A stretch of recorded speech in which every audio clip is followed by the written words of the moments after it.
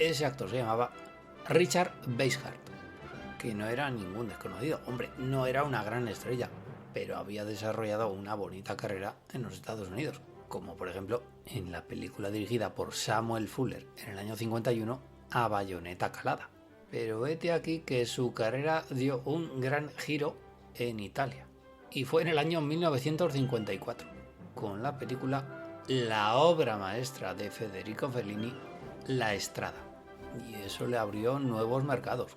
Volvió a protagonizar un año después Almas sin conciencia, del propio Federico Fellini, y en el año 57 protagonizó la película dirigida por Luis García Berlanga, Los Jueves Milagro.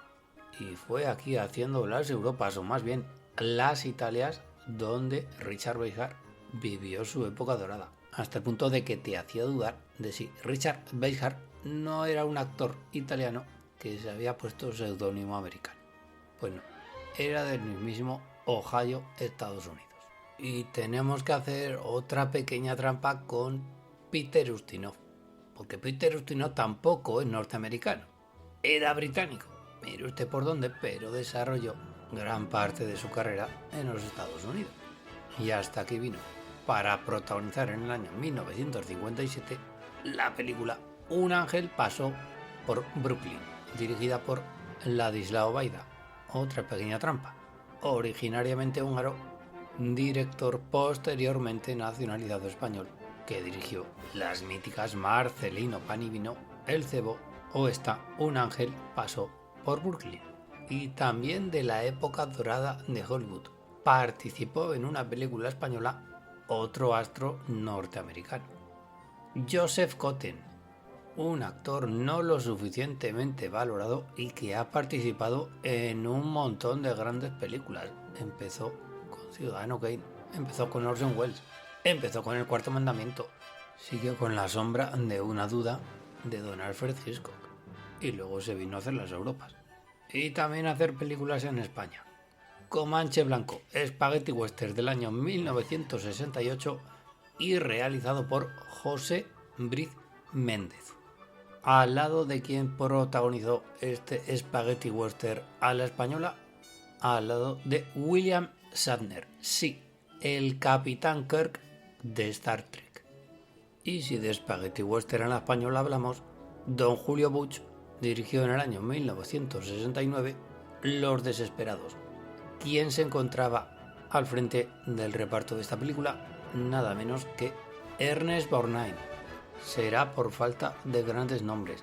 El mismo año en el que Ernest Borgnine rodó Grupo Salvaje de Sam Peckinpah. Pero no temáis que ahí no se acaba la nómina de grandes nombres de actores norteamericanos que han participado en películas españolas. La nómina, ya digo, es extensa. Podríamos continuarla con cualquiera de los nombres que nos quedan. Y ya que hemos abierto la veda del Spaghetti Western a la española, pues continuemos con él. Almería llamaba a las puertas del western y por ella entraron actores norteamericanos.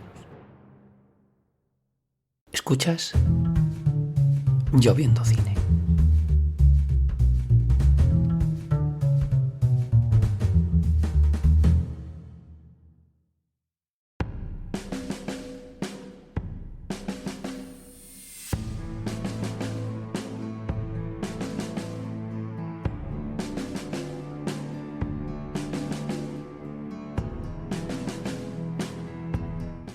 Claro, aquí el peligro es entrar en varas del cine italiano, del spaghetti western italiano rodado en Almería. Prácticamente los actores se confundían, actuaban en unas películas y en otras. Solo cambiaba la banderita de la nacionalidad de la misma. Prácticamente podríamos decir, el único que no alternó fue Clint Eastwood. Los demás actores norteamericanos actuaban en unas y en otras, como por ejemplo el actor Jeffrey Hunter. Hablamos de él hace bien poco en Lloviendo Cine. Fue el actor que hizo de Jesucristo en Rey de Reyes, pero se acabó especializando en el género del western. No en vano, ahí lo vimos en Centauros del Desierto de John Ford. Pues aquí en España rodó a las órdenes de George Sherman, otra pequeña trampa, Joaquín Murrieta, del año 1965, en la cual también aparecía el actor Arthur Kennedy. Volverá Jeffrey Hunter al programa de hoy de Lloviendo Cine. Y en el año 1971, Don Lee Van Cleef participó en la película El hombre de Río Malo, dirigido por Eugenio Martín. Ahí está, un especialista, todo un especialista, por no decir uno de los más grandes especialistas del spaghetti western, Don Lee Van Cleef. Si la trilogía del dólar no puede comprenderse sin Sergio Leone y sin Clint Eastwood, menos puede hacerlo con este señor, con Lee Van Cleef, que iba de set de rodaje a set de rodaje, aunque ahora que lo pensamos bien, el set de rodaje bien pudiera ser el mismo. Lo que cambiaba era el nombre de las películas.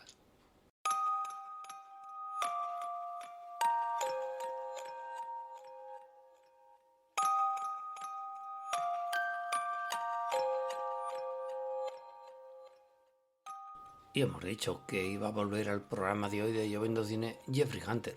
Pues efectivamente, porque vino a España y no vamos a decir que aquí se quedó, pero hizo un par de películas más, aparte de esa Joaquín Murrieta. En el año 1967 protagonizó la película Una bruja sin escoba, tal como suena, dirigida por José María Elorrieta. Y 2 años después, el bueno de Jeffrey Hunter protagonizó Viva América, de Javier Setó, película, por cierto, que el pobre de Jeffrey Hunter no vio estrenar porque falleció a los pocos meses del estreno. Y Mel Ferrer, el actor Mel Ferrer, en su día marido de Audrey Hepburn, razón por la cual yo creo que fue uno de los seres más odiados del planeta Tierra, vino a España a protagonizar un par de películas. Mel Ferrer, un señor que tuvo una carrera de lo más granada, por mucho que mal cayera, pesara a quien pesase. ¿Quién era el protagonista masculino del western de Friesland del año 52, Encubridora, junto a Marlene Dietrich? Era él. ¿Quién era el malo malísimo de la versión del año 1952 de Escaramucho, dirigida por George Sidney? Era él. Era Mel Ferrer. ¿Quién estaba al lado de Ava Gardner y de Robert Taylor en Los Caballeros de la Mesa Redonda de Richard Thorpe del año 53? Era él, era Mel Ferrer, vamos, era el rey Arturo. ¿Quién era el príncipe Volkonsky en Guerra y Paz del año 56 y dirigida por Guy Vidor? Era él, era Mel Ferrer. Cuidadito con la carrera de este señor, que siempre ha sido un poquito menospreciada. Pues hasta España se vino Mel Ferrer en los años 60 y 70 para protagonizar 2 películas. La primera, año 1964, El señor de la Salle, aunque dirigida por el ítalo-argentino Luis César Amadori. Y la segunda película, La chica del molino rojo, año 1973, y a las órdenes de Eugenio Martín. Ya ha venido alguna que otra vez este director español al especial de actores americanos en España que le estamos dedicando en Lloviendo Cine. Al lado de quién estaba el señor Mel Ferrer en La chica del molino rojo, al lado de Marisol. Razón de más para odiar un poquito más si cabe al señor Ferrer por parte de toda la cinefilia. Y Jean Seaver, sí, Jean Seaver, la chica del New Herald Tribune de Al final de la escapada de Jean-Luc Godard, protagonizó en el año 1973 La corrupción de Chris Miller, dirigida por Juan Antonio Bardem, en la cual la señorita Seaver estaba al lado de ¿quién? Al lado de Marisol. Se ve que a doña Pepa Flores le buscaban repartos de relumbrón.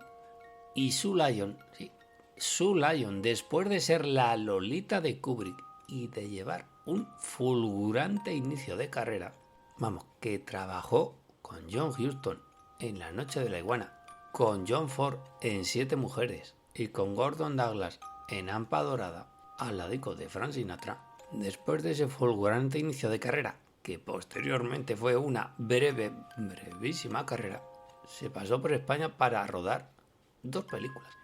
El mismo año, 1973, Una gota de sangre, Para morir amando, de Eloy de la Iglesia, y con guión de José Luis García, nuestro José Luis García, y Tarot, dirigida por José María Forqué, director, por cierto, que solía incluir en sus películas reparto internacional. Bueno, pues en esta segunda película del señor Forqué, titulada Tarot, no solo incluía a Sue Lyon, sino que también estaba en esta película Doña Gloria Graham, una auténtica leyenda del cine de Hollywood. Hombre, tampoco es que vinieran en el punto álgido de sus carreras, pero aunque fuera a cuentagotas, estrellas de Hollywood han pasado por películas españolas. ¿O es que no fue una estrella, un auténtico icono de aquellos años? Don Telly Savalas, sí, el del Chupa Chups, Kojak. Habría que hacer una encuesta hoy en día para los nacidos a partir de cierto año, preguntarles si saben realmente quién demonios es Telly Savalas, y todavía menos, quién era Kojak. Pues en aquellos años, la calva más famosa de la historia del cine y de la humanidad, con permiso de Don Jules Briner. Pues Don Telly Savalas vino a protagonizar otro spaghetti western, El desafío de Pancho Villa, del año 1972, película dirigida de nuevo por Eugenio Martín, todo un especialista en incluir también reparto internacional en sus películas.